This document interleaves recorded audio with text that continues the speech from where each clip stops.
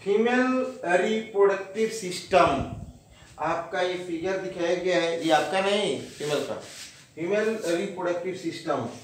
इसमें main organ आपका है, देखिए क्या है जी, फैलोपियन ट्यूब या ओविडक्ट, ये दो होते हैं। फिर है ओवरी, ये दो होते हैं। फिर ये फनल शेप, इस ट्यूब का जो शेप होता है वो फनल होता है, ये क्या है फनल शेप ओविडक्ट। फिर आपका है सर्विक्स और विजाइना।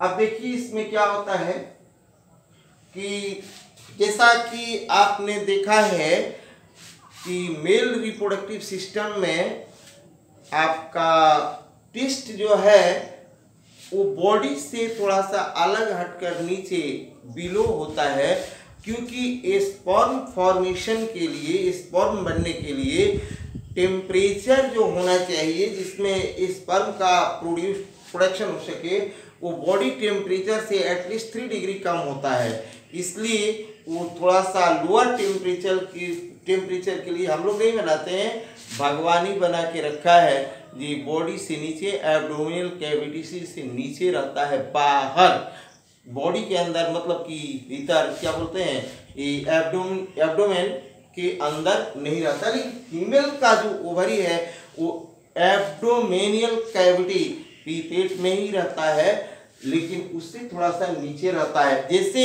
मेल में 2 टेस्ट होते हैं, फीमेल में 2 ओवरी होते हैं। जिससे मेल का टेस्ट जो है मेन रिप्रोडक्टिव ऑर्गन है, वैसे इसमें ओवरी जो है मेन है।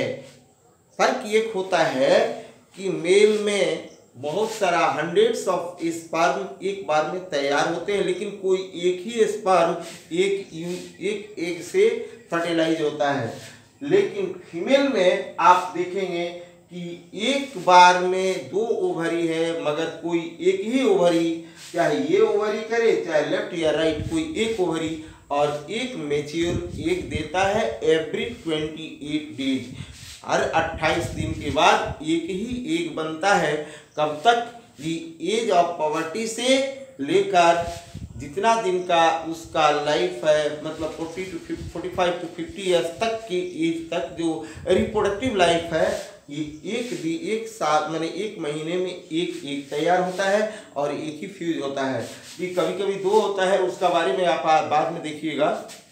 ये वो कैसे होते हैं, ट्विंस बेबी कैसे होते हैं, आप बाद में पढ़ लीजिएगा, ये पढ़ाया जाएगा तो, ये जब फर्टिलाइजेशन पढ़िएगा तो। अब देखिए रिप्रोडक्टिव ऑर्गन जो मेन है ओवरी, जिसका मैंने कहा कि पीरियड जो होता है 28 डेज के, उसके बीच में मतलब जिस दिन ब्लीडिंग हो उसके स्टार्ट, उसकी 14वां दिन ही एग होता है और उसी दिन फर्टिलाइज हो सकता है। अगर एग फर्टिलाइज नहीं हुआ तो 1 दिन जीवित रहता है, उससे ज़्यादा नहीं। उसके बाद वो 28 डेज के बाद रिसाइकलिंग फिर शुरू हो जाता है, वो आप बाद में पढ़ेंगे। देखिए तो यहाँ पर ओवरी जो है जब एग रिलीज करता है तो ये फनल शेप जो है ओविडक्ट या फैलोपियन ट्यूब, ये इससे डायरेक्ट कनेक्टेड, ऐसे सटा नहीं रहता, इसके अंदर रहता ऐसे, माने नॉट डायरेक्टली कनेक्टेड, ऐसे। ये एग जो को रिसीव करने के लिए फनल शेप है, जो एग यहाँ प्रोड्यूस होगा, ये फनल शेप फैलोपियन ट्यूब उसको रिसीव करेगा और एग आकर इसमें आपका यहाँ पर इंतजार करेगा आपका क्या चीज का, स्पर्म का टू बी फर्टिलाइज। ठीक है, ये हुआ। अब दूसरा ऑर्गन आपका है कि इसका काम क्या हुआ कि टू प्रोड्यूस एग। 2 ओवरी है लेकिन 2 एग नहीं, एक ही एग प्रोड्यूस होगा, चाहे ये करे चाहे ये करे। एक और इस दूसरा पार्ट क्या है, ओविडक्ट या फिर फैलोपियन ट्यूब। इसका काम क्या है कि it receives the egg produced by the ovary by through funnel shape and keep it for fertilization. मतलब फर्टिलाइजेशन जो होता है स्पर्म से वो ओविडक्ट में या फैलोपियन ट्यूब में ही होता है।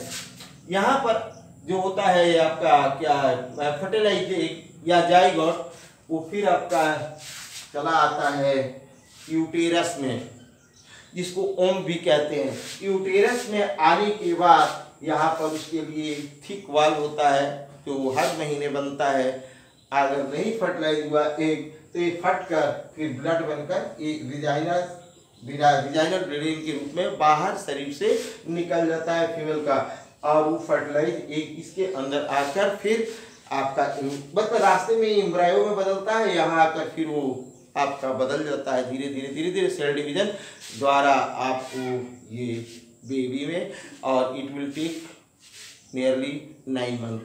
इसका ये काम हुआ। और इसमें आपने देखा विजाइना, इसका काम क्या है देखिए भाई, विजाइना का काम है, एक पार्ट ये है, it receives the sperm, it receives the sperm from male mate, male से स्पर्म को ये रिसीव करता है at the time of copulation और मेटिंग।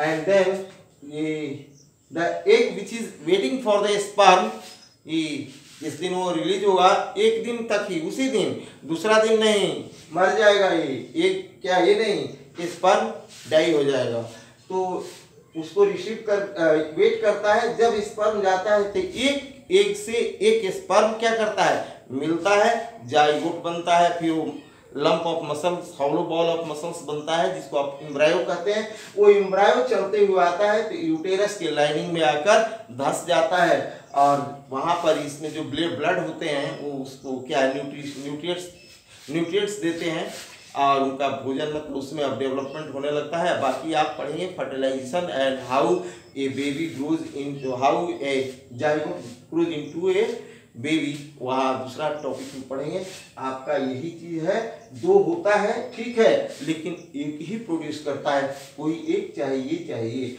ये है आपका फीमेल रिप्रोडक्टिव सिस्टम। लेकिन चाहे मेल रिप्रोडक्टिव सिस्टम हो या फीमेल रिप्रोडक्टिव सिस्टम, ये अपने एज यानी कि at they becomes active at the age of poverty. That's all.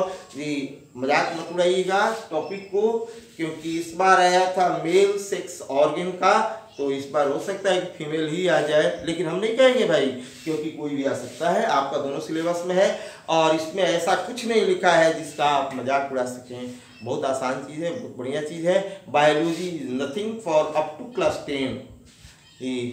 ज़्यादा ध्यान आप फिजिक्स में लगाइएगा, वो बहुत डिफिकल्ट है, और केमिस्ट्री भी उतना ही डिफिकल्ट है। तो साइंस अगर आगे पढ़ने का इरादा है, if you want to be a doctor, जैसा कि मैंने प्राय मैं सुनता हूँ असेंबली में या हर समय, I want to be a doctor, if you want to be a doctor then first paper will be your physics and chemistry, there will be no mathematics, but if you don't know mathematics, physics is Mount Everest for you.